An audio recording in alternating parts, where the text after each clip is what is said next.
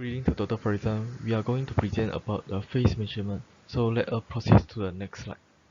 Hi, my name is Muhammad Afif Fahmi, and today I'm going to present about the technique that are available uh, for measuring of the phase of an electrical signal. And the first one is oscilloscope. Okay, oscilloscope. Oscilloscope are the fundamental meter for the time domain measurement. It is a receiver instrument, hence that oscilloscope only measure input and do not generate any signal.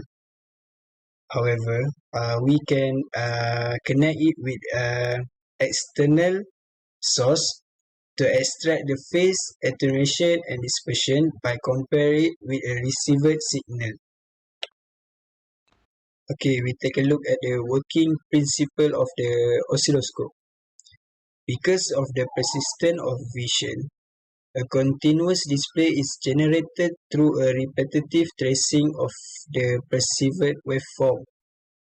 The input signal across the Y plate must be synchronized with the horizontal sweeping of the beam to provide a stable stationary display on the screen.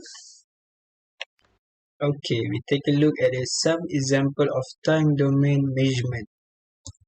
The first one is transient response in interconnect components and circuit. Next one is harmonic signal at a single frequency to visualize distortion. And last one is jitter intersymbol interference and a bit error rates from eye diagram. My name is Muhammad Faiz Fahmi bin Mat K. My metric number is S60X65. So I would like to explain about spectrum analyzer. A spectrum analyzer is a device that measures and displays signal amplitude strength as it varies by frequency within its frequency range spectrum. It looks like an oscilloscope, and in fact some device can function as either oscilloscope or spectrum analyzer. For the working principle, user can set a start and stop frequency as well as a center frequency halfway. These are also the exist for the frequency used to determine the span, like passband. For example, the range between the start and stop frequency, the spectrum analyzer measures the radio noise floor and analyze how close two signals can be while still being dissolved into two separate peaks. It uses a linear scale for signal frequency and logarithm or decibel scale for amplitude. The latter enable the device to see and display signal with large amplitude different on the same screen. A spectrum analyzer interface can be connected to a wireless receiver or personal computer to enable visual detection and analysis of electromagnetic signal over a defined band or frequency. It's called panoramic resection. This can help determine the frequency or interference source to wireless networking equipment like Wi-Fi and wireless router. Real-time spectrum analyzer examines signal using real-time digital signal processing. It's called DSP, which is done prior to storage in memory. This enables users to dive deeper into signal and discover events that are invisible to other kind of device. They can also perform signal conditioning and calibration and extensively analyze the data in memory using batch processing. In real-time spectrum analyzer, DSP and control processor that control that device display provide advanced capability that spectrum analyzer and vector signal analysis lack. They also enable the automation of several routing. A real-time spectrum analyzer is particularly helpful for the following, such as Wi-Fi testing, voice and data communication like cellular radio, and interference hunting. Hi, my name is Chong. I'm going to present what is network analyzer. So network analyzer is an instrument that is used to measure an electrical network parameters. So currently these instruments are normally used to measure S parameter because transmission and reflection of electrical network are very simple to calculate at high frequency. So why do we need a network analyzer? So a network analyzer provides information regarding what is happened on a network by letting us observe the actual data that's supplied packet by packet over it.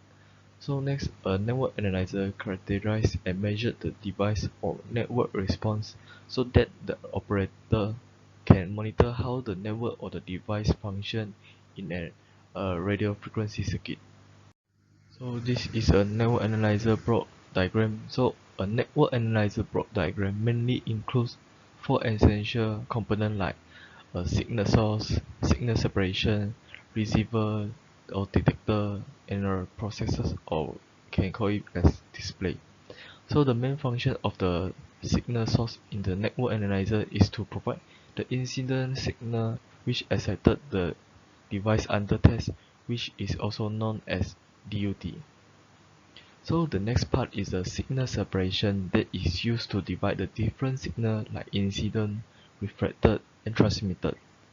So the receiver or the detector is used to change the RF voltage to low, intermediate frequency or direct current signal to permit more precise measurement.